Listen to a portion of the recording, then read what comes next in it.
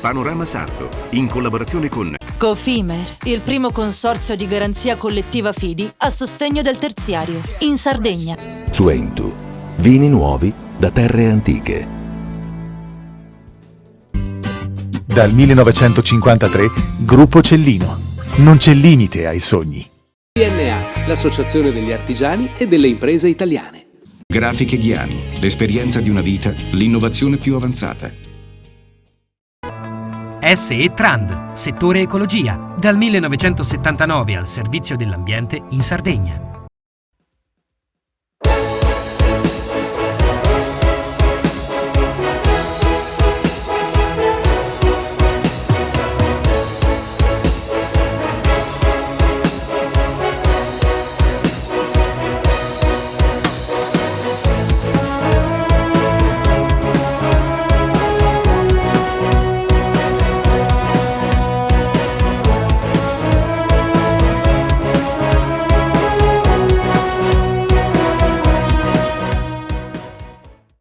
Apriamo questa nuova puntata di Panorama Sardo e come da tradizione nella settimana dopo Pasqua andiamo a vedere quale sarà lo scenario futuro in Sardegna, assolutamente condizionato dal futuro turistico. E ne parliamo negli uffici della Cofimer con la Presidente, soprattutto per vedere qual è l'atmosfera che ci accompagnerà nei prossimi mesi, che sono poi quelli che sono il salvadanaio della Sardegna per il futuro. Come al solito, il settore trainante della nostra economia è quello del turismo che a detta dei numeri già nel periodo pasquale ha portato un importante aiuto a quella che è la nostra economia turistica e che sicuramente si prospetta anche per i mesi dell'alta stagione, sicuramente una stagione positiva. Certo è che la cosa importante sulla quale la Regione chiaramente sta facendo i suoi passi è quella della destagionalizzazione. Questo è sicuramente una cosa importante per mantenere poi questo salvadanaio. Noi ci eravamo lasciati con molte perplessità su quella che sarebbe stata la reazione delle imprese isolane all'autunno e all'inverno. Aumento di tassi, guerra nell'est d'Europa, tante difficoltà. Mi sembra che siano riusciti a superare questo periodo difficile o questa prima parte di un periodo difficile brillantemente. Beh, l'aumento dei tassi però non è ancora finito. Intanto ci sono già stati nelle scorse settimane degli aumenti dei tassi di sconto e per il 2023 sono previsti altri aumenti di questi tassi. Pensiamo ad esempio che le banche per acquistare i denari da prestare poi alle imprese spendono oggi un tasso del 3,50%, quindi è chiaro che tutto questo si ripercuoterà su quelli che saranno i costi per le imprese che fra l'altro negli ultimi periodi stavano acquistando i denari a un tasso variabile e che quindi adesso hanno già visto degli importanti aumenti nella restituzione dei prestiti. Nel dettaglio, 2 anni fa questo 3,50 quanto era? Era zero. Era zero, le banche i denari non avevano un costo, tanto che per le banche c'era un surplus di denari. Oggi chiaramente il tutto sta cambiando, ma perché comunque la Banca Centrale, o meglio l'Unione Europea, in questo modo sta cercando di contrastare quelli che sono gli aumenti dell'inflazione.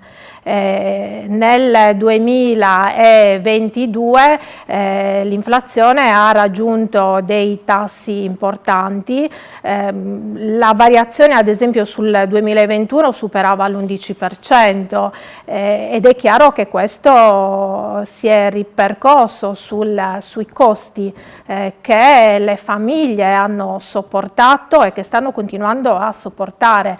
È vero che per quest'anno è prevista una diminuzione di questi tassi di inflazione, ma ripeto, il costo del denaro sta invece aumentando, ma diciamo, l'aumento del tasso di interesse dovrebbe essere poi il volano per una diminuzione dell'inflazione. E questi costi le famiglie e le imprese sono riusciti a sopportarli anche grazie al tesoretto che essi stessi in termini di risparmio erano riusciti ad avere negli ultimi anni, risparmi delle famiglie che però ultimamente si stanno un attimino deteriorando, quindi bisognerà anche stare attenti a queste dinamiche. L'apertura di credito è pari all'aumento degli interessi o c'è un momento di blocco? Allora, se noi guardiamo i dati del 2022 vediamo una tenuta dell'offerta dei prestiti in generale per le imprese. Se però andiamo a verificare quali sono le imprese che hanno ottenuto questo aumento di offerta di prestiti, vediamo che queste sono le grandi imprese, perché in realtà per le piccolissime imprese l'offerta di credito è leggermente diminuita. Le imprese del vostro settore, quello del terziario, parliamo di ricettività, parliamo di ristorazione, stanno investendo alla vigilia di quest'estate? Sì. Noi vediamo questa dinamica, in realtà la vediamo. In questo periodo si stanno avvicinando presso i nostri uffici diverse imprese che hanno iniziato gli investimenti o che hanno intenzione di fare nuovi investimenti proprio in vista della stagione. Ci sono molti giovani che che si stanno affacciando al mondo dell'imprenditoria, e devo dire che molti di questi sono giovani che nel frattempo però si sono formati e che quindi stanno approcciando al mondo dell'impresa con un bagaglio culturale importante. Quindi questo è sicuramente un lato positivo. Qual è il vostro consiglio a questi giovani che si avvicinano al mondo del terziario e la vostra risposta? Il nostro consiglio è sempre quello di intanto avere una formazione alle spalle, questo è fondamentale. E questa, chiedo scusa, questa formazione le organizzazioni del settore, Confcommercio e Confesercenti, la assicurano? Confcommercio, io parlo per Confcommercio sta investendo moltissimo sulla formazione. Quindi per quanto ci riguarda sì, sicuramente sì, questo è un settore che noi che la Confcommercio già da qualche anno sta percorrendo e con, devo dire, buoni risultati, quindi da questo punto di vista sì. Per quanto riguarda poi il credito, che è quello che noi come Cofimer chiaramente facciamo, devo dire che per quest'anno c'è una novità, perché la Cofimer è riuscita ad ottenere l'autorizzazione ad erogare credito diretto con fondi pubblici. Quindi la Cofimer ha dei fondi pubblici che sono destinati agli investimenti, comunque alla concessione di nuova liquidità per l'impresa. Si tratta di piccoli prestiti, arriviamo fino a 40.000 euro, ma che sicuramente sono una mano d'aiuto per queste imprese. Qual è stato il ruolo della Regione nel dopo pandemia in favore delle imprese del vostro settore? Beh, devo dire che nel 2022 finalmente ha preso luce quella che è la legge di incentivazione per il commercio, la famosa legge 3, che ha aiutato alcune imprese, o che almeno ha ristorato alcune imprese che avevano fatto e concluso degli investimenti nel corso del 2022, e per il 2023 è previsto, adesso stiamo attendendo che esca il nuovo bando, quindi la Regione qualcosa l'ha fatta, così come la Regione è anche intervenuta per quanto riguarda le assunzioni, quindi i nuovi assunti anche per il 2022 è previsto il ristoro di parte dei costi sostenuti dalle imprese. Sicuramente c'è tantissimo altro da fare, però intanto questi sono già dei passi che sono stati portati avanti. Siamo alle conclusioni. Per quel che riguarda il vostro ruolo di Consorzio di Garanzia Fidi, dopo tanti anni in cui la garanzia veniva data dallo Stato, è ritornato a quello che era un tempo? Non è ritornato ancora a quello che era un tempo, sicuramente le prospettive sono interessanti, anche perché il Fondo Centrale di Garanzia ha speso tantissimo nel corso degli ultimi anni, con garanzie dirette che superavano le stesse garanzie che potevano concedere i consorzi fidi agli istituti di credito. Adesso si sta tornando un attimino indietro, per cui la garanzia dei consorzi fidi potrebbe essere meglio valutata dagli istituti di credito. Benissimo, adesso la linea va alla regia, dopodiché sarà protagonista Mario Frongia con un'intervista al professor Parpinello, che ha raggiunto il vertice della psichiatria nazionale. Grazie davvero. Grazie a voi.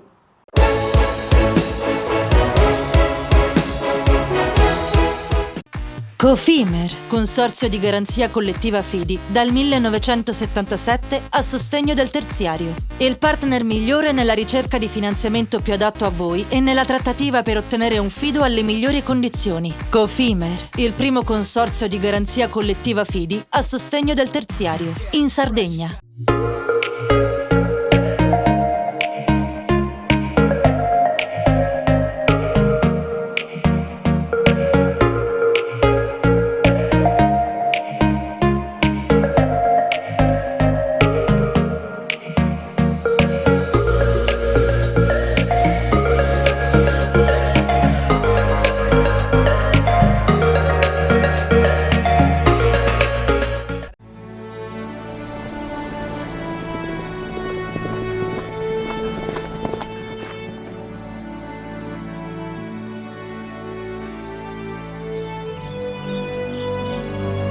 Nel cuore della Sardegna esiste un luogo dove natura e bellezza si incontrano. È qui che nascono i vini della cantina Suentu. Suentu, vini nuovi da terre antiche. Fai impresa, la fai bene, meriti credito. Le garanzie diventano importanti. Il fondo di garanzia agevola il tuo accesso al credito. Se una banca ti presta denaro, hai garanzia a prima richiesta. Se ottieni 100, la garanzia copre fino a 80. La maggior parte delle garanzie è gratis. Il dettaglio sul sito spheres.it. La Proloco di Pattada vi aspetta nel suggestivo scenario del Monte Acuto sabato 29 aprile con la nuova edizione di Abuconizzo Sebinu. Dalle 18 le cantine e le case del centro storico vi faranno scoprire i gusti, i profumi, le tradizioni e la cultura dell'ospitalità del tempo passato. Enogastronomia, musica, balli ed esposizioni vi accompagneranno in un viaggio suggestivo nella tradizione sarda. A Pattada il 29 aprile a Buconizzo Sebinu. Tutto inizia da un amore. Le farine, i mangimi, la pasta, le fette biscottate, la distribuzione, l'ospitalità. Dal 1953, Gruppo Cellino. Non c'è limite ai sogni. Difficile rapporto con le banche? Conta su CNA. CNA, l'associazione degli artigiani e delle imprese italiane. Siamo la più grande industria tipografica della Sardegna. Dall'81 stampiamo tutte le tirature, su tutti i supporti e con le tecnologie più avanzate del settore, garantendoti elevatissima qualità e la più totale dedizione e cura. Grafiche Ghiani, l'esperienza di una vita, l'innovazione più avanzata. Setrand, settore ecologia. Mettiamo a disposizione la nostra struttura organizzativa fornendo un valido supporto per la gestione dei rifiuti speciali pericolosi e non pericolosi. La Setrand, azienda leader nel settore ambientale in Sardegna, si rivolge alle pubbliche amministrazioni e alle imprese dell'isola. Dal 1979 al servizio dell'ambiente in Sardegna.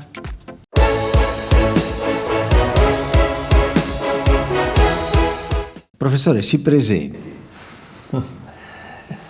Io mi chiamo Bernardo Carpiniello e attualmente ricopro il mio incarico di professore ordinario di psichiatria all'Università di Cagliari e dirigo anche la scuola di specializzazione in psichiatria dell'Università di Cagliari e faccio la professione dal punto di vista, sono medico ovviamente, psichiatra e quindi lavoro in questa veste come responsabile dell'unità operativa di psichiatria dell'azienda ospedaliera universitaria di Cagliari. Lei si è laureato con e quando? Io mi sono laureato nel 1977 a Napoli con una tesi in psicofarmacologia clinica. Ho fatto i primi 2 anni di specializzazione all'Università di Napoli con il professor Rinaldi, dopodiché sono venuto a Cagliari, ho completato la specializzazione a Cagliari, c'era la professoressa Rudas. E poi è cominciata la carriera, ho attraversato tutti i gradini, allora esistevano gli assistenti incaricati, poi dopo hanno istituito la figura del ricercatore e quella del professore associato e poi nel 2000 sono diventato professore ordinario di psichiatria e dal 2000, quando la professoressa è andata in pensione, dirigo appunto la struttura clinica, ho preso la cattedra e ho diretto la scuola di specializzazione sino ad oggi, la terrò ancora per qualche mese perché io compiendo ora 70 anni in questo mese, quindi il 30 aprile e quindi a settembre, il 30 settembre cesserò il mio servizio. Poi chiaramente io il legame con l'università non lo sciogli mai, lo mantieni a vita, però di fatto la mia attività pubblica terminerà tra qualche mese. Ecco, allora ripartiamo dal pezzettino. Nel 2000 lei prende il posto di una scienziata di vaglia mondiale, qual è stata la professoressa Rudas. Qual è stata l'eredità e se dovesse trarne un'eredità presumo pesante, impegnativa dal punto di vista scientifico, dal punto di vista culturale. Ecco, di questa eredità lei cosa ha portato avanti? Perché nel frattempo anche la sua disciplina è mutata. Ma l'eredità della professoressa è stata enorme perché per chi l'ha conosciuta, io ho lavorato per tantissimi lunghi anni, più di 30 anni assieme alla professoressa. Lavorare con una persona che di una cultura immensa non è semplice e quindi tenere l'eredità di questa cultura che spaziava dai campi dell'antropologia, della psicologia, della psichiatria, della criminologia, la professoressa è anche questo tipo, questo lato della... Molto versatile, molto estrema brillantezza, quindi è un'eredità difficile, molto difficile da sostenere. Quello che ho potuto fare seguire una certa linea di attività, ho mantenuto gli interessi della psichiatria sociale che era, nell'ambito psichiatrico era l'interesse particolare della professoressa e io mi sono dedicato per anni anche come ricerca alla psichiatria sociale e ho mantenuto anche un grosso interesse per la psichiatria forense e con la proiezione, diciamo, della psichiatria nel mondo diciamo così, legale. Ho fatto per 6 anni da giudice in corte d'appello minorile come esperto, come psichiatra esperto, ho lavorato per anni come consulente per l'ospedale militare, per il carcere, direi ho fatto esperienze di diverso tipo che però mi hanno arricchito professionalmente, che mi hanno garantito un ambito di professionalità ampio, diciamo così, per sostenere i compiti complessi che la nostra professione comporta. Ecco, ma se lei dovesse adesso presentare il libretto alla professoressa Arruda, che voto pensa che le darebbe e che voto lei pensa di meritare? No, onestamente è una domanda troppo difficile, preferisco non rispondere. Senta. So, penso di... Allora, se mettiamo da parte penso di aver fatto abbastanza bene, in maniera dignitosa il mio compito, soprattutto ho fatto il massimo possibile nelle circostanze date, cioè ho cercato di sfruttare al meglio le mie potenzialità. Ci sono persone in Italia che hanno raggiunto vette eccelse, alcuni colleghi in mente, sicuramente che sono, diciamo così, persone di elevatissimo prestigio in qualche modo, che rappresentano anche per noi anziani ancora oggi dei punti di riferimento. Ritengo di aver fatto, diciamo così, tutto quello che potevo al massimo delle mie potenzialità. Ecco, più di tanto non potevo fare. Lei prima accennava ad esempio alle sue partecipazioni da esperto in ambito minorile, in ambito militare. Ecco, la Sardegna ha ragazzini di più o di meno o uguale, virgolette, malati rispetto ai loro coetanei del resto d'Italia?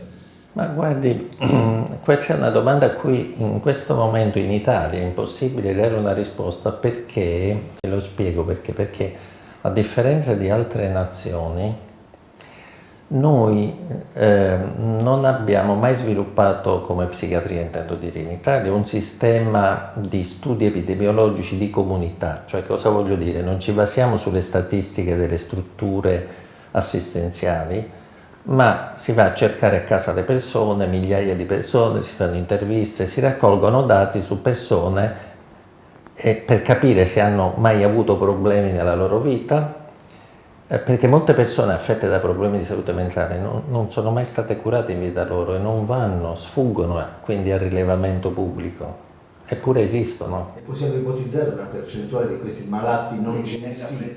Dai dati internazionali risulta che praticamente circa 1/3 della popolazione ha avuto nel corso della sua vita una condizione di alterazione della salute mentale, una patologia, diciamo, degna di questo nome, mettiamola così, che era anche clinicamente evidente e quindi avrebbe necessitato di un intervento. E quindi queste sono figure, sono pazienti che sono stati trascurati, che hanno poi superato... Sappiamo che c'è un vasto ambito di cosiddetto bisogno insoddisfatto, questo un po' in tutte le nazioni, devo dire la verità, compresa l'Italia. Le stesse poi statistiche nazionali sono basate sui dati ufficiali. Ci sono da qualche anno, il Ministero ha un sistema di rilevamento dati basate però sull'operatività, sui dati che provengono dai dipartimenti di salute mentale. Dalla riforma psichiatrica in poi ci sono venuti più di 25 anni perché il Ministero istituisse un sistema di rilevamento dati, quindi sono meno di 10 anni che noi abbiamo dei dati nazionali che ci dicono, diciamo così, perlomeno qual è il tipo di utenza che afferisce alle strutture pubbliche, però perché vengono censite solo le strutture pubbliche. Per esempio chi va dai privati non viene censito, non se ne sa nulla. Ecco, una domanda molto grossolana. Su 100 pazienti che afferiscono alla sua clinica, quali sono le patologie più ricorrenti? Chiamiamole col nome. Guardi, le dico, i dati nostri sono in linea con quelli nazionali. Faccia conto che su 100 pazienti circa 30 sono affetti da disturbi psicotici, diciamo, imparentati con la schizofrenia. La schizofrenia che è stata è da sempre la patologia mentale che più colpisce l'immaginario collettivo, di fatto è la più grave perché comincia in giovane età e più o meno dura per tutta la vita, ed era la principale causa di ricovero nei vecchi manicomi di fatto. I manicomi per fortuna non esistono più, ma la schizofrenia esiste. 30 su 100.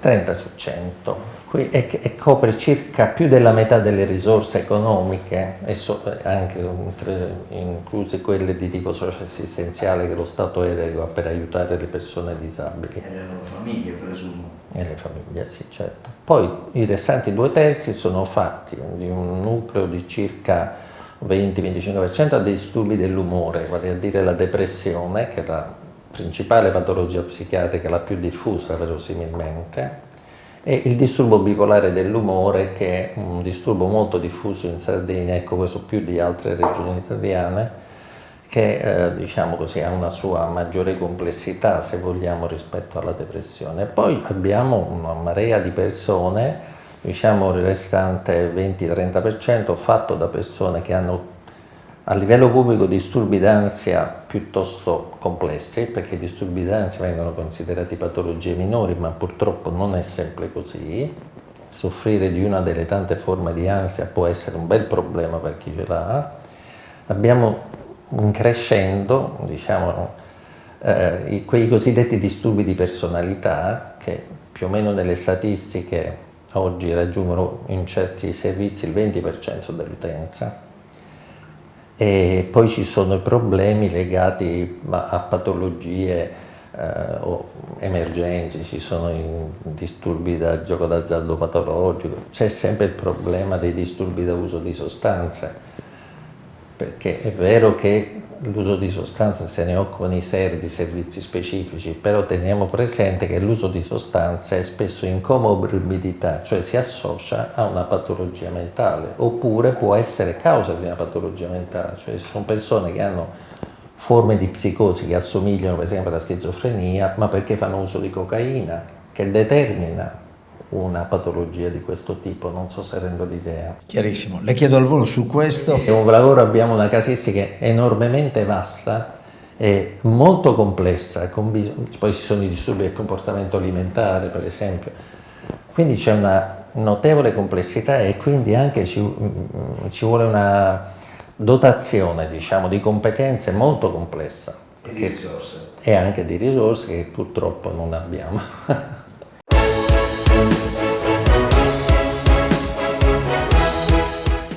Cofimer, consorzio di garanzia collettiva Fidi, dal 1977 a sostegno del terziario. Il partner migliore nella ricerca di finanziamento più adatto a voi e nella trattativa per ottenere un fido alle migliori condizioni. Cofimer, il primo consorzio di garanzia collettiva Fidi a sostegno del terziario, in Sardegna.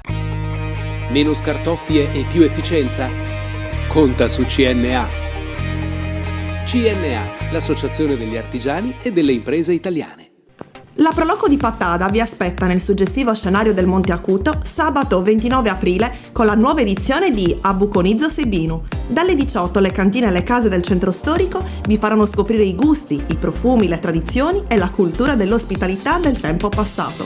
Enogastronomia, musica, balli ed esposizioni vi accompagneranno in un viaggio suggestivo nella tradizione sarda. A Pattada, il 29 aprile, a Buconizzo Sebinu.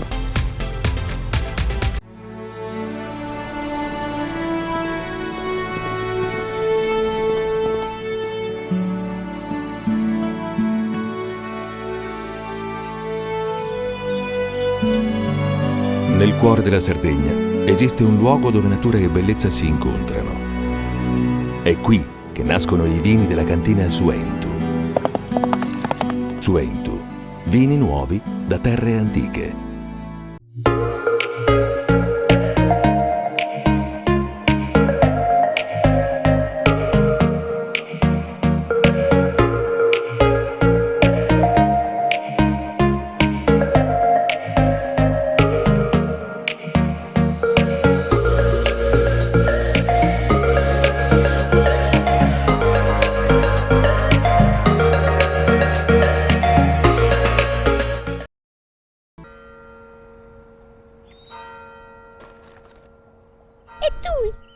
Filiere che ne sei? È nata la pasta Ercole.0, l'unica di filiera sarda al 100%, certificata dal grano alla tavola. Scopri il nuovo gusto Cellino nel tuo supermercato di fiducia.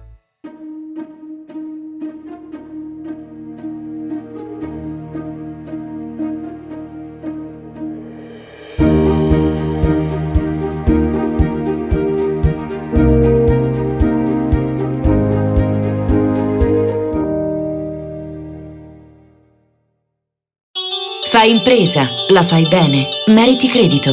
Le buone idee viaggiano con le garanzie. Il fondo di garanzia è dalla parte delle imprese sarde che vogliono superare la stretta creditizia. I dettagli sul sito sfirso.it.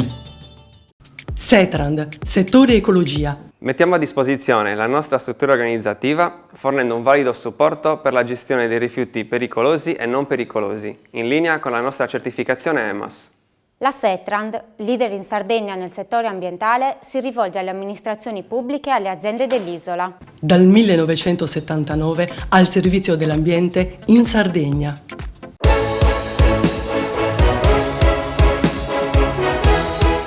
Sul fatto che queste inneschino, determinino, eccetera, una patologia, più i giovani e da che età, se può darmi?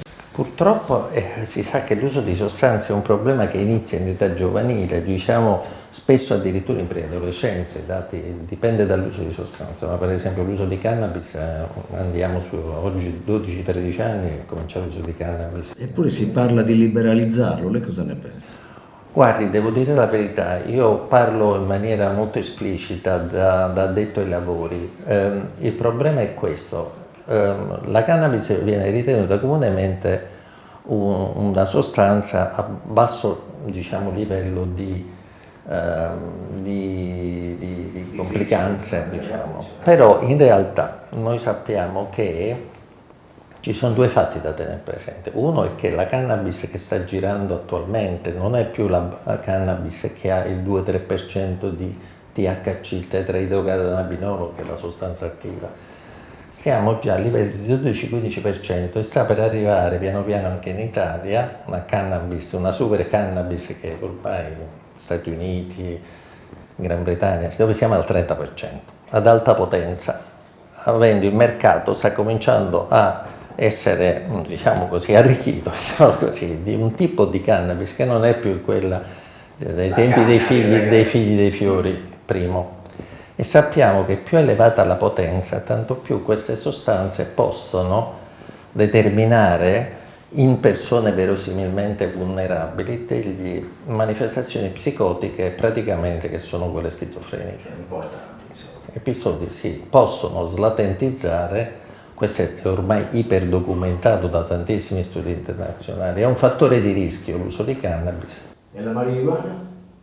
Vabbè, sempre cannabis. Siamo lì, vero? Allora, il problema è che è vero che la stragrande maggioranza delle persone che fa un uso non continuativo, sporadico di cannabis non ad alta potenza non ha gravi disturbi, però c'è da tenere presente che di fatto lo scenario del mercato sta cambiando. Ormai da anni sappiamo che la cannabis, anche quella che viene ritenuta, diciamo così, una droga non pericolosa per certe persone, può essere pericolosa e può innescare, diciamo, episodi psicotici o addirittura la vera e propria schizofrenia. Quindi da questo punto di vista capisco che per il legislatore è difficile, perché da un lato abbiamo una sostanza di largo uso che viene percepita come non rischiosa, che tutto sommato ha anche effetti benefici, perché ricordiamo che la cannabis per esempio ha proprietà antidolorifiche, ha una certa azione sedativa, aiuta a gestire l'ansia per molti ragazzi, eccetera. Però dall'altro abbiamo anche quello che le ho detto, per cui non è semplice, diciamo così, fare una scelta in una situazione che è complessa, molto complessa. Io direi il messaggio è: non sottovalutiamo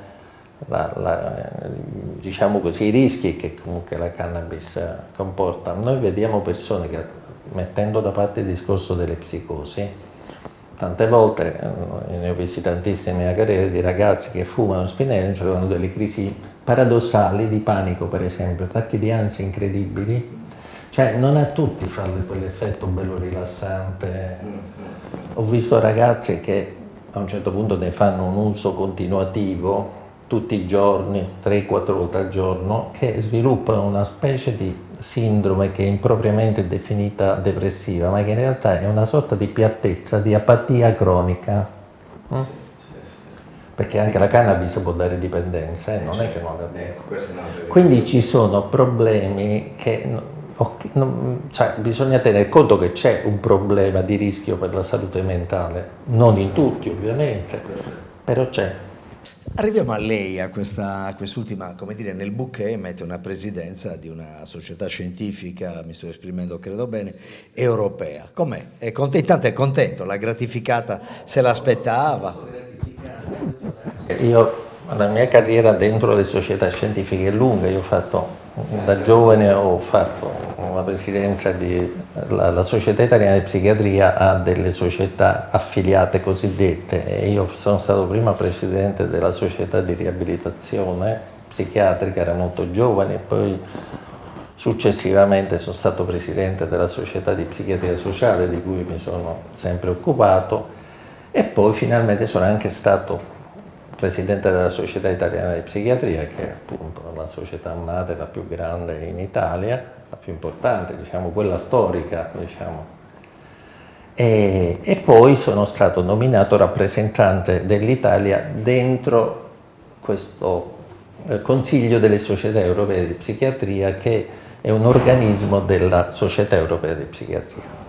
Ne sono stato segretario, poi sono stato vicepresidente e ora sono diventato presidente, quindi sono passato dall'ambito nazionale a coordinare le 48 società scientifiche affiliate all'EPA, alla Società Europea. Circa 90.000 psichiatri rappresentati in tutta Europa da questo consiglio. Una delle prime cose che la Società Europea ha fatto, io me ne sono occupato, è cercare di capire cosa stesse succedendo nella salute mentale col Covid. Dappertutto c'è stato diciamo, buoni 6 mesi di totale disorientamento, non si sapeva cosa fare, soprattutto con pazienti, diciamo alcuni pazienti per i quali per esempio gestire le regole di igiene insomma è complicato, c'è stato il problema di gestire i ricoveri di questi pazienti gravi da ricoverare, c'è stato il problema con le limitazioni che c'erano imposte, ricordiamo il lockdown, di continuare a fare assistenza. In tutta Europa spontaneamente si è inventato la telepsichiatria che non esisteva, cioè i contatti a distanza, sì, esattamente, di cui avevano esperienza pochissimi paesi europei, intendo dire Norvegia, Svezia, perché hanno territori enormi a distanza e loro già utilizzavano consultazioni psichiatriche a distanza per paesi molto isolati. L'Australia, per esempio, che è enorme, c'è una lunghissima tradizione in questo tempo e sono stati molto utili a darci informazioni su come organizzarci. Ecco, la Società Europea e le varie società nazionali hanno cercato un po' di coordinare, anche presente che non c'erano direttive, il Ministero su questo all'inizio non è andato, si è dovuto organizzare come applicare concretamente le misure di sicurezza nelle strutture pubbliche. Abbiamo fatto delle linee guida per i servizi. Devo dire che noi italiani li abbiamo mandate alla Società Europea, siamo stati dei primi, siamo quelli colpiti per prima in Europa e io stesso le ho tradotte in inglese, la Società Europea le ha diffuse sulle altre società e questo è stato dato applauso agli italiani perché noi abbiamo fatto da capofila in questo. Ma adesso qual è lo stato dell'arte? Beh, ora pian pianino è tutto rientrato, diciamo così, stiamo parlando di assistenza nella norma, però questa lezione ha insegnato tante cose, per esempio del fatto che bisogna mettere a regime, sviluppare di più e soprattutto regolamentare, perché ci sono tanti problemi da legali a di privacy eccetera, dei sistemi di telemedicina, di digitali, dotare le strutture di attrezzature, di piattaforme, perché ce le siamo fatte, ognuno ha utilizzato quello che potessi, insomma non è così semplice. Poi c'è stato da gestire purtroppo l'impatto forte sulla salute mentale su persone che prima non avevano problemi e che hanno sviluppato ansia, depressione. Questo è vero, c'è stato un picco durante la fase pandemica, ora pian pianino si stanno... E poi c'è stato un impatto anche negativo su chi già soffriva di disturbi mentali. Per esempio sono tanti studi, alcuni anche abbiamo partecipato anche noi in Italia, dove per esempio persone con disturbi del comportamento alimentare hanno avuto spessissimo peggioramenti. Ma questo è vero in tante patologie. Lei prima parlava appunto adesso strutture, prima abbiamo parlato di risorse, e io le chiedo, se dovesse perorare personale medico, personale di supporto, strutture, cosa chiederebbe? Di cosa avrebbe bisogno la clinica? Beh, io non voglio fare un discorso di singola unità operativa, preferisco allargare, non fare l'egoista, ma fare... È un problema generale italiano, purtroppo c'è stato un depauperamento progressivo di quel sistema che tutta Europa, anzi il mondo, guarda come modello, che è il sistema della salute mentale italiano, largamente basato sui servizi di comunità, cioè vale a dire l'assistenza territoriale, centri di salute mentale, assistenza domiciliare se necessario, strutture residenziali, ricorso ai ricoveri nel maggior limite possibile, eccetera. Bene, in tutti i settori della salute mentale c'è la carenza di personale che non è stato sostituito negli anni. Di specialisti proprio. Che l'Italia spende tra i grandi paesi europei non più del 3-5% dell'intero budget della sanità, mentre ci sono paesi che arrivano al 15-20%, tanto per avere un paragone. Quindi poco investimento economico. Io l'ho sempre detto quando ero presidente della SIT, noi non abbiamo bisogno di alta tecnologia, noi quando abbiamo bisogno mutuiamo dai colleghi, cioè usiamo la risonanza magnetica, eccetera, però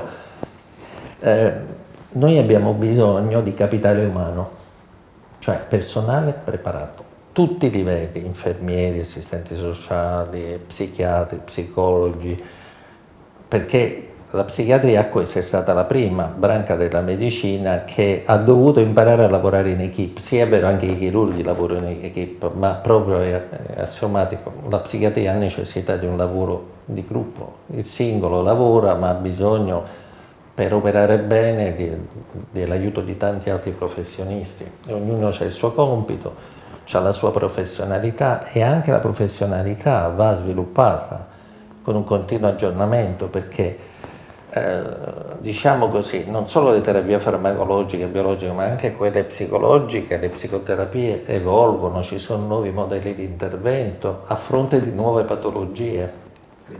Si dice che per curare bene un matto deve essere matto chi lo cura, un pochino pazzo anche chi lo cura. Effettivamente, molte persone che fanno gli psichiatri hanno avuto e hanno dei disturbi mentali. Quello è il motivo per cui questo nasce, probabilmente legato al fatto che molte persone che hanno delle loro vulnerabilità scelgono di fare psichiatria nella speranza che questo li aiuti a gestire meglio la sua patologia, però poi dopo infatti si rivelano non tali, diciamo così. Non è così semplice, non basta sapere per autocurarsi, questo è il problema. Quindi un po' è vero che sono un po' macchine, nel senso che le statistiche lo dicono, è inutile, cioè è così. Peraltro è un po' più alta di tutti i medici, non è solo psichiatria, ma la psichiatria è una di quelle in cui, se si vanno a considerare i tassi di vari disturbi mentali, effettivamente siamo messi abbastanza bene. Però ovviamente se per invece un po' follia si intende dire essere un po', avere una sorta di non essere del tutto omologati, avere una grande libertà di pensiero, avere una grande disponibilità, tutta una serie di qualità non sempre molto presenti.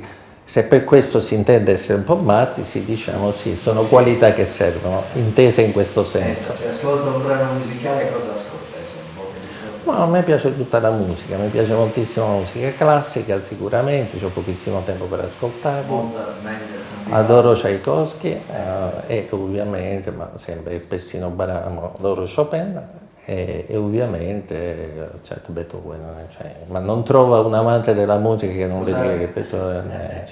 Cosa ha sul comodino? Un libro che non sia di carattere scientifico? No, io leggo di tutto di più. In questo momento sono incuriosito, per far ridere. Mi sto leggendo un pochettino il famoso libro del Principe Harry, perché voglio capire quest'uomo chi è e sto cercando di capirlo attraverso quello che lui ha scritto. Devo dire per ora un po' deludente, ma non sono arrivato ancora alla fine. Viaggi che non siano di lavoro è una cosa che la anima, che la motiva? Sì, mi piace molto viaggiare, in gran parte i viaggi che ho fatto sono legati al lavoro, però sono quei viaggi di qua vai di là, purtroppo ti godi poco le città che vedi, sì. Però mi piace molto viaggiare, ho viaggiato, ho visto diversi paesi. Un paese, un luogo che non ho visto ancora? Che volessi? Beh, nell'estremo oriente non sono mai stato, stranamente. Neanche gli Emirati? No, ma io per estremo oriente intendo dire Giappone e Cina. Ah, proprio dall'altra parte. Sì, interessante, sì, perché sono paesi che per motivi diversi effettivamente hanno i loro motivi di fascino, indubbiamente, per tanti motivi, per noi occidentali sono proprio un altro mondo. Va in pensione tra un po' di mesi, no? Sì. E beh, conto di avere un po' più di tempo per viaggiare. No, che regalo si fa? Non lo so, che regalo mi faccio? Un quadro, un orologio, un concerto? No. Cercherò di dare a me stesso un po' più di tempo libero per fare delle cose che mi piace fare, che ho sempre dovuto trascurare. Perché Cagliari, ovviamente in Sardegna. In Sardegna, sì, anche viaggiare è uno dei regali che voglio fare, perché effettivamente, come tutti i medici, purtroppo è un tipo di professione che si è totalizzante davvero, perché si è sempre in servizio, dalla mattina alla sera, di fatto è così.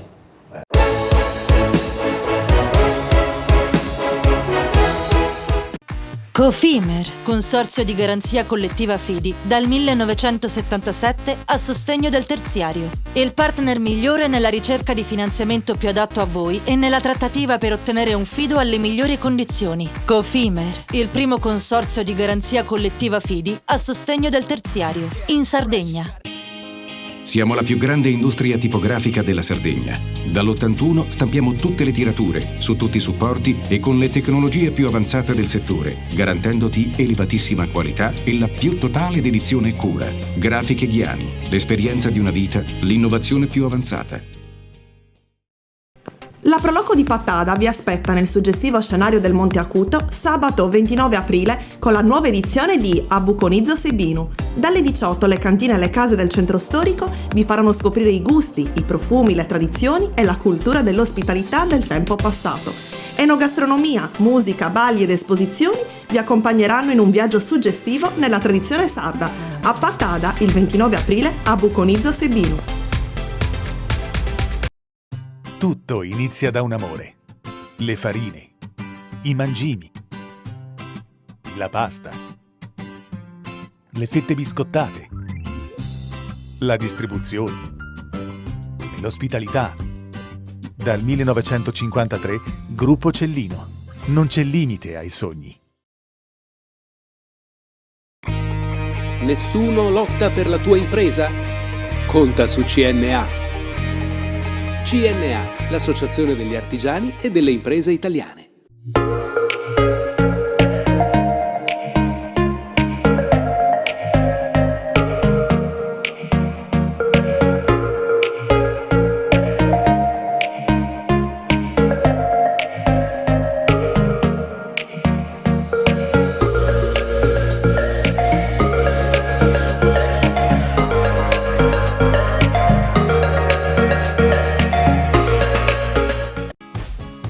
Fai impresa, la fai bene, meriti credito. Non c'è solo il credito bancario. Con i mini bond e le cambiali finanziarie coperti dal fondo di garanzia, i tuoi progetti trovano nuovi investitori che credono in te. Contatta Spheres.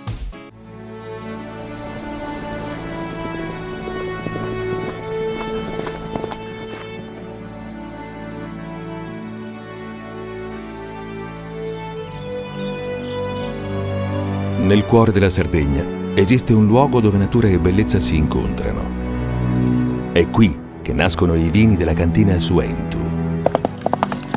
Suentu, vini nuovi da terre antiche. Setrand, settore ecologia. Grazie agli impianti innovativi e al costante sviluppo tecnico recuperiamo oltre il 70% dei rifiuti da noi gestiti. La Setrand, azienda leader nel settore ambientale, si rivolge alle pubbliche amministrazioni e alle imprese dell'isola. Dal 1979 al servizio dell'ambiente in Sardegna.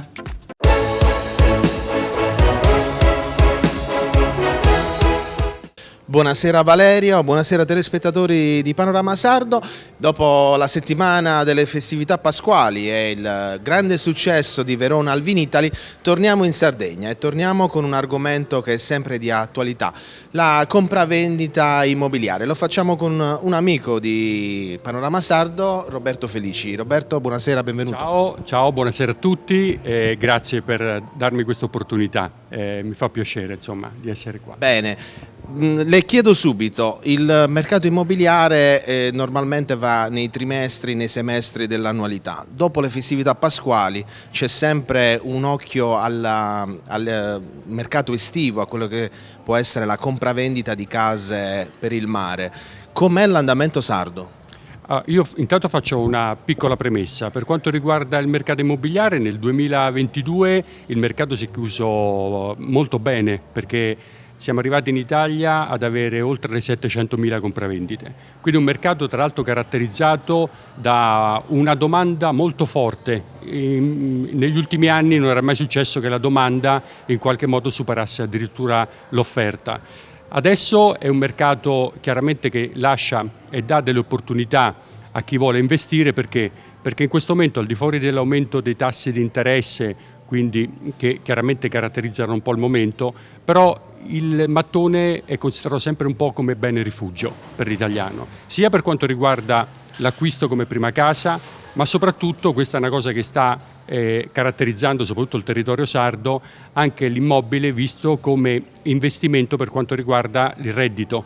Quindi sta uscendo fuori in questo periodo molto l'investimento per creare la condizione per l'immobile della casa vacanza, per esempio. Quindi sia per quanto riguarda i sardi, ma anche per quanto riguarda le persone che vengono da fuori, molti stanno guardando al mercato turistico, ma anche, devo dire, anche per quanto riguarda la città di Cagliari, proprio per cercare degli immobili da destinare ad uso B&B o casa vacanze. Quindi è un momento, per quanto riguarda il mercato immobiliare sardo, molto interessante. Felici, mi permetto di dire che il vostro è un gruppo trasversale, nel senso che avete delle connessioni tali che vi permettono di comunicare anche fra le diverse filiali per accontentare poi il cliente finale nelle proprie esigenze. Attualmente quanti sono i vostri punti in Sardegna?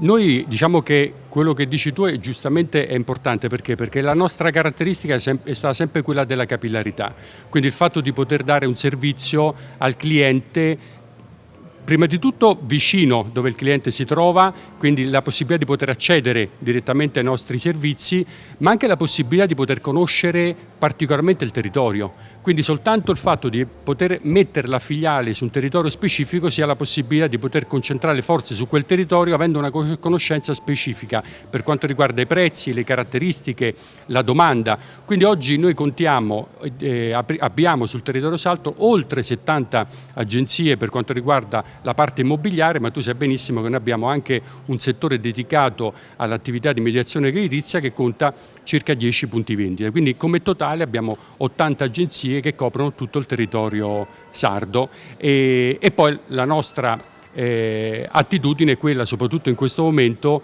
di poter formare dei giovani consulenti immobiliari, perché soprattutto in un momento particolare come questo, dove chiaramente sia i cambiamenti che ci sono, sia lato mutui ma sia lato immobiliare, oggi il cliente ancora di più ha bisogno non tanto del classico agente immobiliare, ma soprattutto di un consulente che sappia consigliare la persona su quello che è il miglior mutuo da prendere in questo momento, e sia per quanto riguarda tutta la documentazione e tutto ciò che c'è dietro l'acquisto di una casa. E quindi ecco, da questo punto di vista mi sento di dare al cliente questo tipo di indicazione, cioè è importante soprattutto adesso non solo vedere un immobile, ma affidarsi a una persona, a un consulente preparato che possa consigliarlo e indirizzarlo verso un acquisto più sicuro e in linea con quello che è il mercato. E proprio questa caratteristica di consulenza fa spostare l'attenzione verso i paesi dell'Est Europa?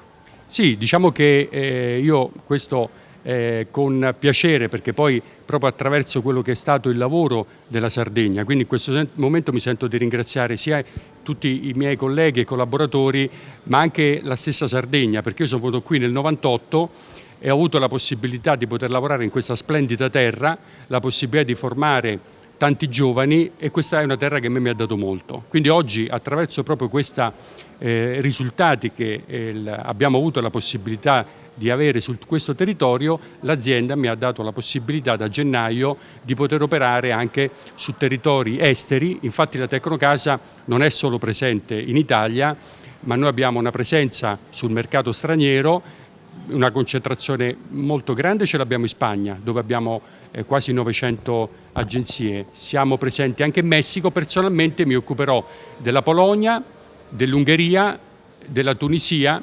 e della Germania in futuro. Quindi diciamo che è un incarico importante. Mi appresterò adesso nel mese di aprile, andrò in Polonia, quindi porterò avanti quelle che sono le esperienze che ci hanno caratterizzato sin d'ora. Noi lì abbiamo già dei punti vendita che abbiamo, diciamo, una capillarità buona, il potenziale è enorme, e quindi, diciamo, l'obiettivo mio principale è quello di andare lì, portare esperienza e soprattutto la possibilità di poter far crescere la nostra politica, la nostra filosofia, tanti ragazzi giovani, e dargli la possibilità di potersi appassionare a questa bellissima professione. Felici, grazie, il nostro tempo sta per scadere, ma prima di dare la linea alla regia le chiedo un parere su quelli che sono gli incentivi, questi bonus, tutto quello che è anche un po' la burocrazia sull'edilizia in particolare.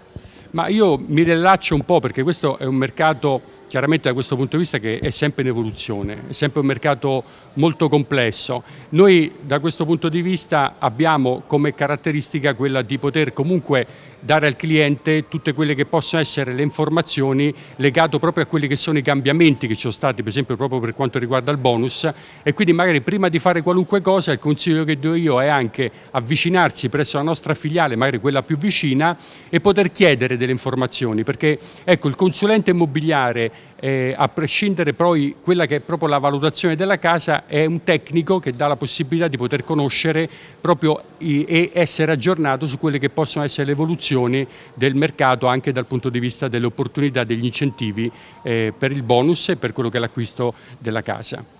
E allora grazie a Roberto Felici e al gruppo che rappresenta, tornerà sicuramente nei percorsi di Panorama Sardo. Diamo la linea alla regia.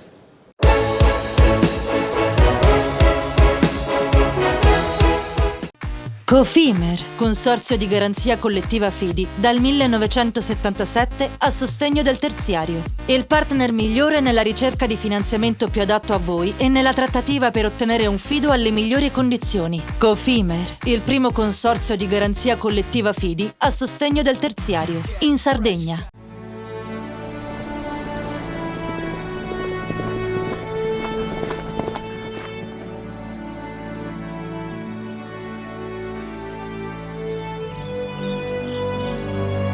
Nel cuore della Sardegna esiste un luogo dove natura e bellezza si incontrano. È qui che nascono i vini della cantina Suentu. Suentu, vini nuovi da terre antiche.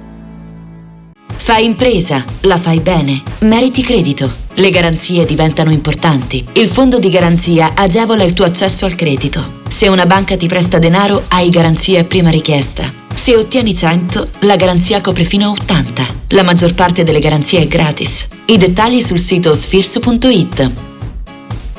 La Proloco di Pattada vi aspetta nel suggestivo scenario del Monte Acuto sabato 29 aprile con la nuova edizione di Abuconizzo Sebinu. Dalle 18 le cantine e le case del centro storico vi faranno scoprire i gusti, i profumi, le tradizioni e la cultura dell'ospitalità del tempo passato. Enogastronomia, musica, balli ed esposizioni vi accompagneranno in un viaggio suggestivo nella tradizione sarda. A Pattada il 29 aprile Abuconizzo Sebinu.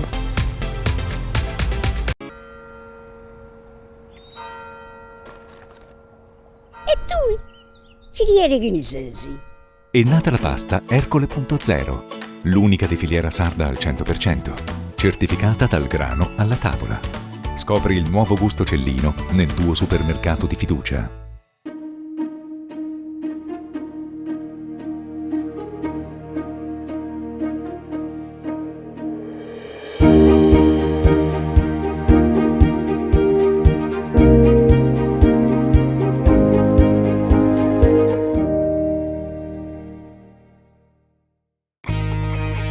Difficile rapporto con le banche? Conta su CNA. CNA, l'associazione degli artigiani e delle imprese italiane.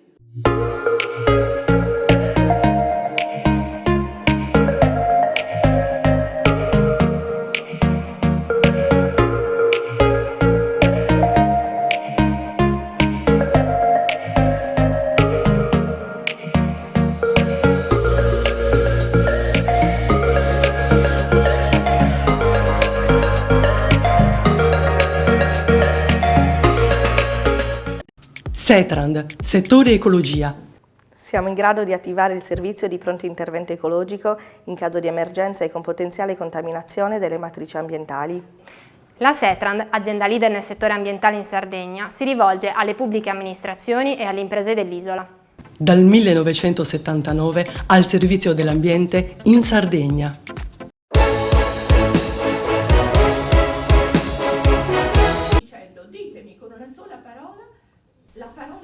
Cagliari ha ospitato la tavola rotonda sul tema salute mentale dei bambini, degli adolescenti e dei giovani adulti. L'evento, dal forte impatto sociale, è stato promosso dal dottor Giuseppe Masnata, nefrourologo, pediatra e presidente della consulta pediatrica regionale, e nasce dalla collaborazione con il distretto Rotary 2080 e il Rotary Club di Cagliari e provincia e la partnership dell'UNICEF. Alla tavola rotonda hanno preso parte la sociologa Marina D'Amato, la psicologa Roberta Fadda, il procuratore per i minori del Tribunale di Cagliari Anna Cau, la presidente del Comitato Italiano UNICEF Carmela Pace e Manuela Pintor, neuropsichiatra infantile. L'insieme dei lavori ha avuto l'obiettivo di promuovere un progetto dedicato alla salute mentale avente per focus le fasce più deboli, dai bambini agli adolescenti fino ai giovani adulti.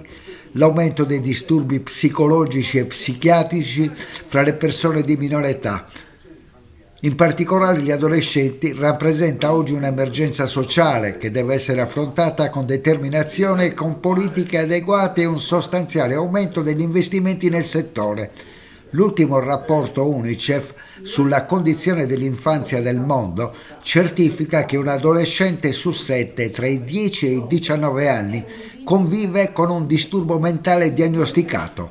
In Italia nel 2019 il 16,6% dei ragazzi, circa 956.000, ha affrontato problemi di salute mentale. Valerio, buonasera, siamo al T-Hotel, si parla di salute mentale nei minori, un tema che mette assieme quasi 1 milione di adolescenti in Italia che soffrono di disturbi, che hanno delle problematiche e che chiaramente coinvolgono in maniera e con un impatto molto forte anche le famiglie. Siamo con il dottor Giuseppe Masnata, presidente della consulta pediatrica regionale e qui ci sono i lavori del Rotary in collaborazione con l'UNICEF su questo tema. Gli specialisti hanno necessità di raccontare, promuovere e formare una sorta di barriera preventiva, questo è l'importante. Quello della salute mentale è uno dei temi fondamentali, universali, su cui ha messo il focus l'Organizzazione Mondiale della Sanità già dai primi anni di pandemia.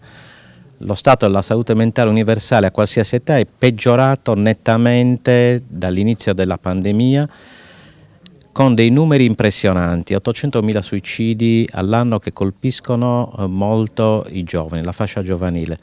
Anche noi abbiamo un numero veramente importante e abbiamo un ragazzo su 7 con problemi di salute mentale in Italia.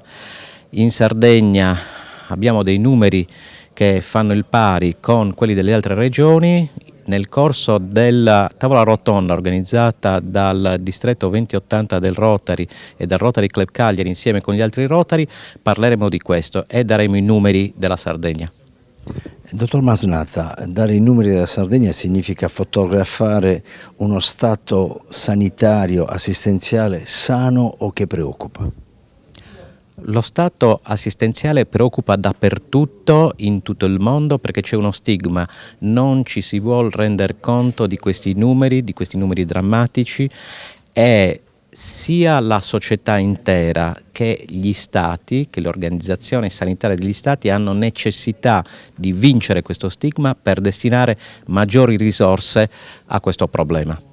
Quando il problema lo si definisce in ambito medico, poi va trasferito con una comunicazione appropriata alle famiglie. Qual è l'identikit di questa comunicazione? L'identikit della comunicazione che può passare è una comunicazione dedicata secondo fasce d'età. Sicuramente i social per i giovani che possono essere sia una modalità di trasmissione in senso positivo se ci si dedica con delle modalità scientifiche di corretta comunicazione che viceversa un problema, perché oggi è la perfezione e l'imperfezione che colpisce l'adolescente. Chiedo al medico quali sono i segnali per i quali una famiglia, un padre, una madre si devono rendere conto in tempi rapidi che il loro figlio, adolescente, minore, bambino sta attraversando un momento di difficoltà. Questo è estremamente importante. I genitori sanno come cogliere questi segni, non devono aver paura di chiedere aiuto. Cari genitori, se avete dei segni anche modesti di un disagio dei vostri figli, soprattutto degli adolescenti, cogliete questi segni e parlatene. Il dialogo tra i ragazzi e i genitori è strategico per una prevenzione ottimale. Guido Franceschetti, governatore Sardegna e Lazio del Rotary, un'azione molto attenta a quelle che sono le problematiche del territorio e in questo caso delle nuove generazioni. Se lei dovesse definire questo lavoro sulla salute mentale, come lo definirebbe? La definizione è difficile. Il Rotary sta crescendo la sua attenzione per questo fenomeno che purtroppo diventa sempre più grave e potenzialmente devastante. E il problema forse è un problema di cultura. I ragazzi non hanno esempi a cui rivolgersi. I nostri genitori hanno accettato il progresso tecnologico senza esercitare il diritto di critica. Oggi molti invece di pensare seguono le mode. I ragazzi senza esempio sono disorientati, il disorientamento porta a questo. A livello internazionale il Rotary segue le linee guida, ad esempio, dell'Organizzazione Mondiale della Sanità, così come in questo evento l'UNICEF è co-sponsor, è una partnership. Ecco, può essere decisivo avere un'unità di intenti tra istituzioni e associazioni dedicate ad altri, al prossimo. La filosofia del Rotary è che insieme si fa meglio e noi cerchiamo sempre partnership con chi può aiutarci o addirittura insegnarci a fare meglio. L'abbiamo fatto per far partire il progetto dell'eradicazione della polio che sta approdando al successo, speriamo presto, e lo facciamo in ogni occasione. Il professor Mauro Carta è ordinario di tecnologie mediche applicate, è uno psichiatra in campo da decenni sul fronte dei diritti legati alla salute mentale. Possiamo metterla così, citando il suo progetto Quality Rights che è legato all'Organizzazione Mondiale della Sanità, professore? Sì, certamente. È un progetto che l'Organizzazione Mondiale della Sanità ha fatto decollare tenendo conto delle numerose denunce fatte dalle Nazioni Unite, dall'Alto Commissariato delle Nazioni Unite sui diritti umani, sulla violazione dei diritti, sullo stigma e sulle prevaricazioni che le persone con disabilità psicosociale subiscono.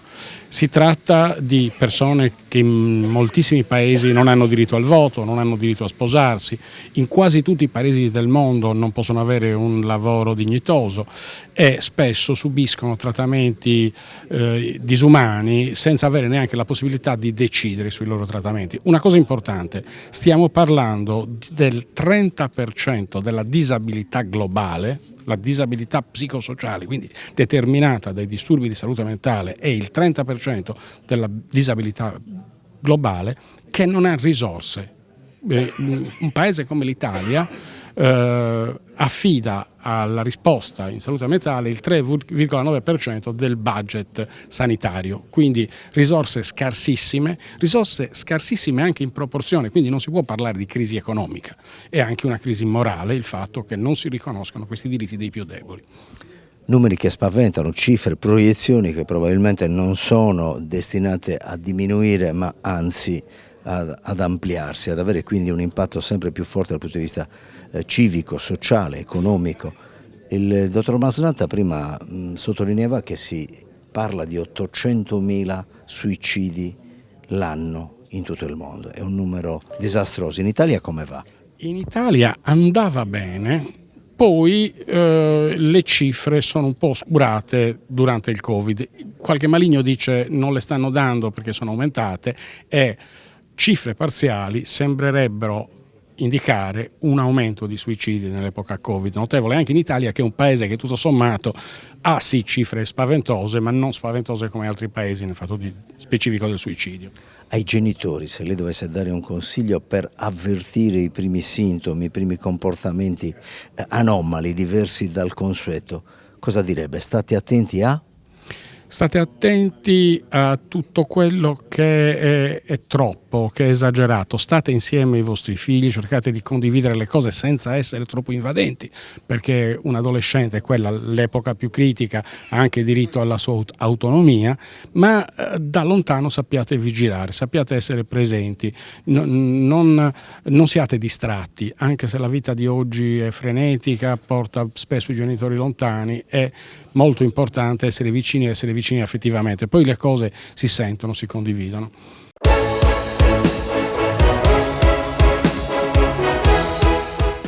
Cofimer, consorzio di garanzia collettiva Fidi, dal 1977 a sostegno del terziario. Il partner migliore nella ricerca di finanziamento più adatto a voi e nella trattativa per ottenere un fido alle migliori condizioni. Cofimer, il primo consorzio di garanzia collettiva Fidi a sostegno del terziario, in Sardegna.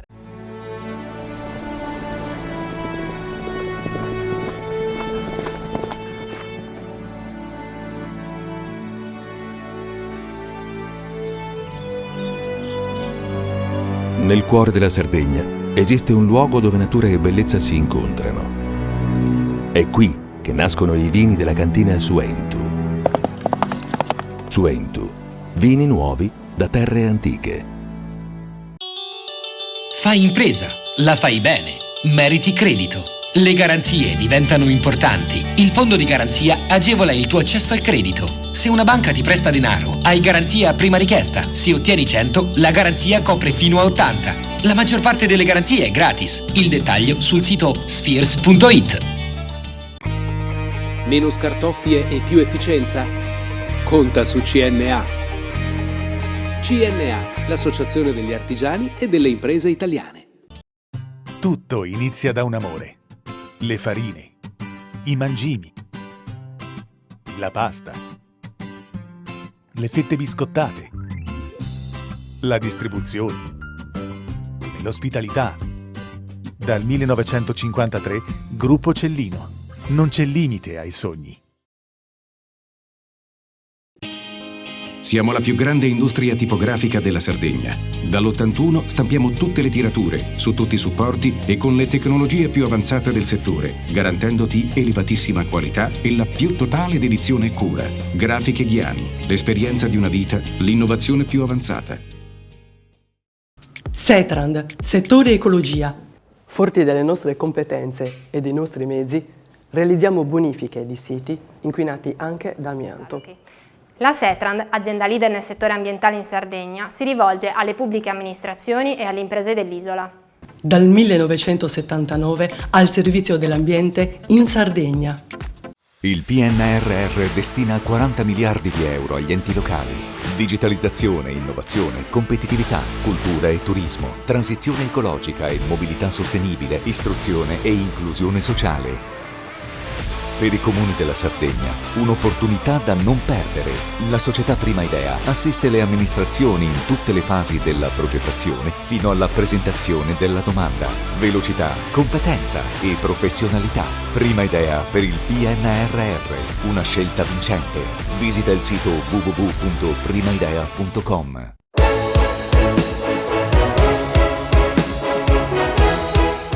E siamo anche oggi in chiusura di trasmissione. Abbiamo iniziato questa puntata parlando di turismo, come è tradizione subito dopo Pasqua, e lo facciamo nelle battute finali insieme all'esperto da 10 anni di turismo della nostra trasmissione, che è Mario Cioffi, che è direttore dell'Hotel Cormoran di Villa Simius.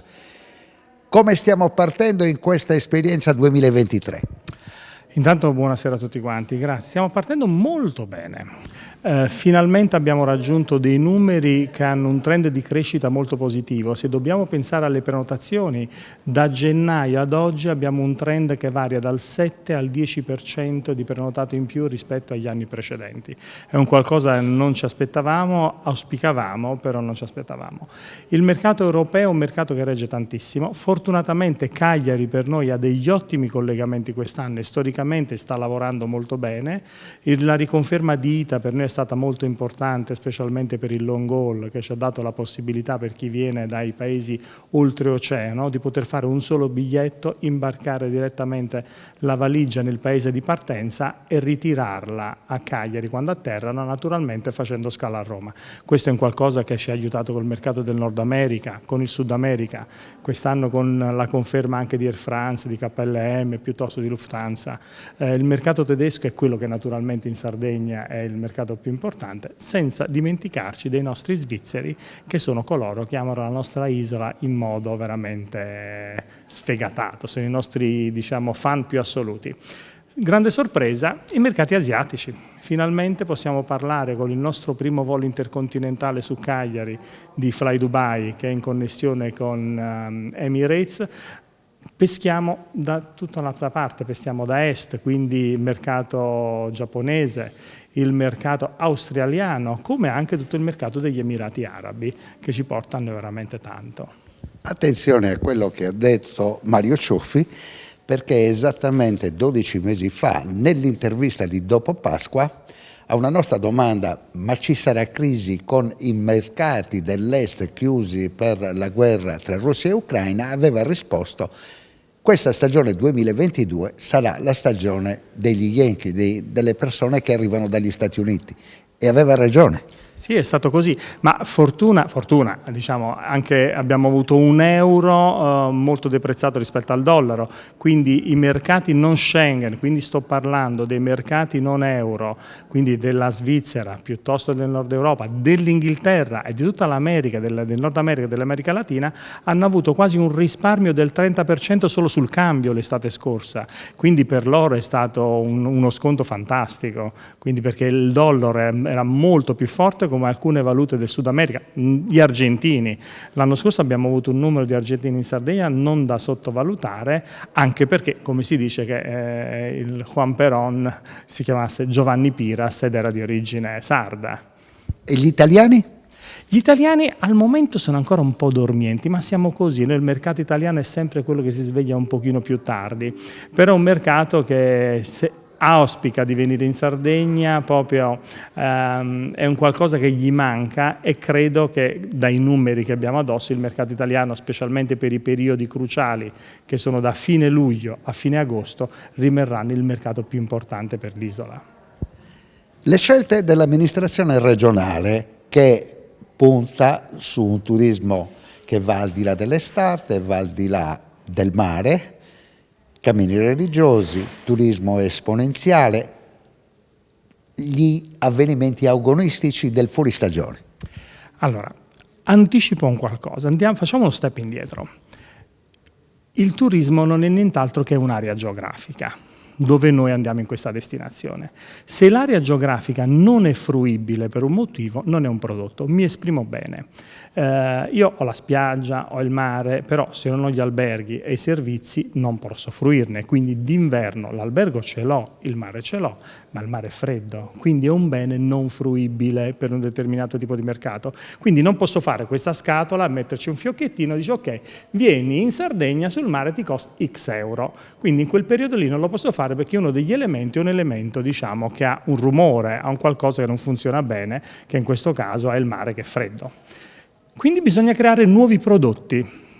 Non esiste solo il mare, esistono tanti altri prodotti sull'isola che sono delle eccellenze uniche, dalla possibilità di fare sport, dalla possibilità dell'arte, la storia, la cultura. Immaginiamo soltanto ai giganti di Montepramma che non ha nessuno, come la nostra cultura millenaria che abbiamo qui in Sardegna. Però nel momento in cui questa cultura non diventa una scatolina con un fiocchettino sopra, io non posso dire costa euro X, quindi quello non è un prodotto vendibile, non è quindi un prodotto turistico. Esprimo ancora meglio, se ho la penna ma non so scrivere, non so disegnare, la penna non è un prodotto per me, non lo posso vendere. Quindi devo andare a cercare il mercato per vendere questa penna dove persone che sanno scrivere piuttosto che sanno disegnare. Torniamo a monte, ben vengano tutte queste altre attività, quindi ben vengano tutte le attività che portano ad avere una stagione di 365 giorni, però i prodotti vanno creati, ci vogliono proprio l'incontro tra il pubblico e il privato, perché nel momento in cui io voglio fare una visita a un museo, voglio vedere un'area geografica, però non è possibile prenotare, non si parla una lingua particolare, non è possibile usufruire dei servizi igienici, ma parliamo dell'ABC, le cose più semplici, allora a quel punto non è un prodotto vendibile, quindi è un bene storico, culturale, ma non fruibile. Siamo alle battute di chiusura e stanno per partire i titoli di coda. Un particolare: il turista straniero che visita la Sardegna è anche curioso delle sue qualità, che tutti dicono uniche a livello enogastronomico?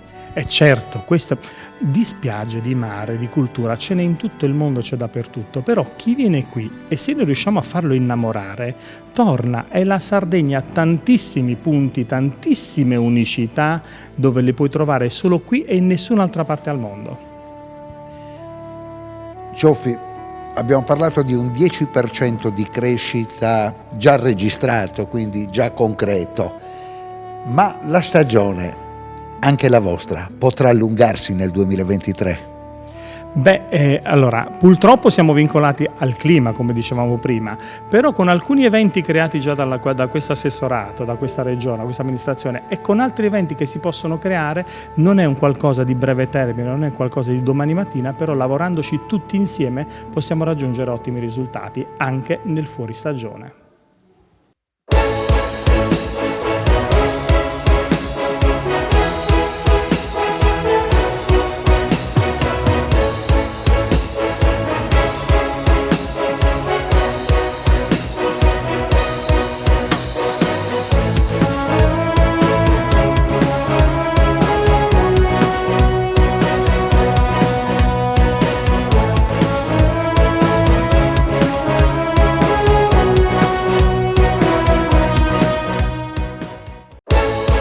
Panorama Sardo, in collaborazione con Cofimer, il primo consorzio di garanzia collettiva fidi a sostegno del terziario, in Sardegna.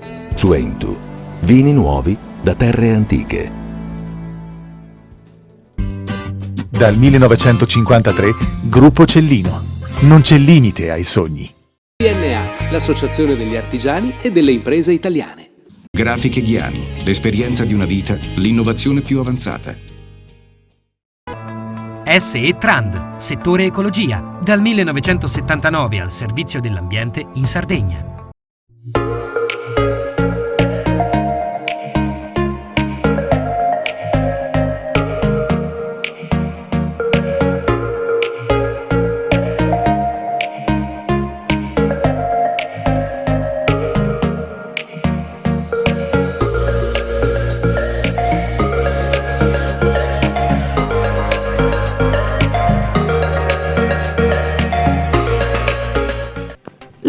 Pattada vi aspetta nel suggestivo scenario del Monte Acuto sabato 29 aprile con la nuova edizione di Abuconizzo Sebinu. Dalle 18 le cantine e le case del centro storico vi faranno scoprire i gusti, i profumi, le tradizioni e la cultura dell'ospitalità del tempo passato. Enogastronomia, musica, balli ed esposizioni vi accompagneranno in un viaggio suggestivo nella tradizione sarda. A Pattada, il 29 aprile, Abuconizzo Sebinu.